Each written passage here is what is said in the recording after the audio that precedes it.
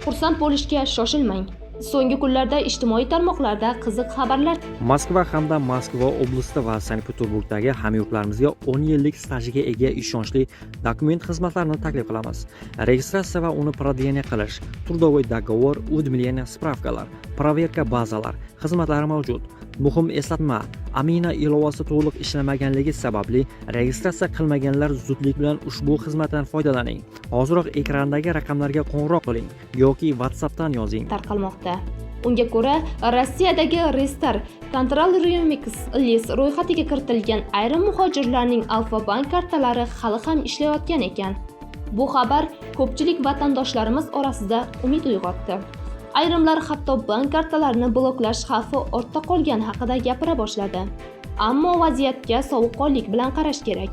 Gap shundaki, Rossiya qonunchiligiga ko'ra, nazorat ostidagi shaxslar reyestriga tushgan xorijliklarning bank xizmatlaridan foydalanishiga bir qator cheklovlar qo'yiladi. Shu jumladan, ularning bank hisoblari va kartalari bilan bog'liq operatsiyalar ham cheklanishi mumkin.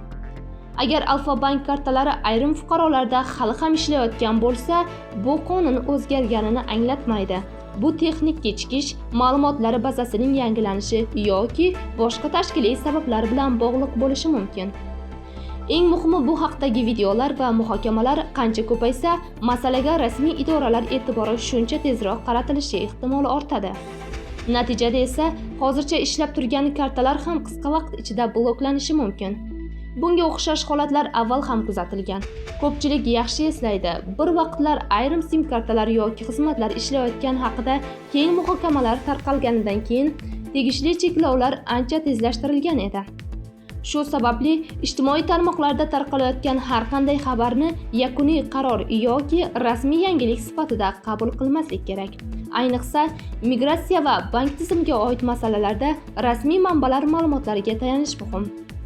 Xulosa qilib aytganda, bugun ishlayotgan karta ertaga ham ishlaydi degani emas. Shuning uchun ehtiyotkor bo'ling. Moliyaviy rejalaringizni faqat ijtimoiy tarmoqlardagi videolarga asoslab tuzmang va yangiliklarni diqqat bilan kuzatib boring.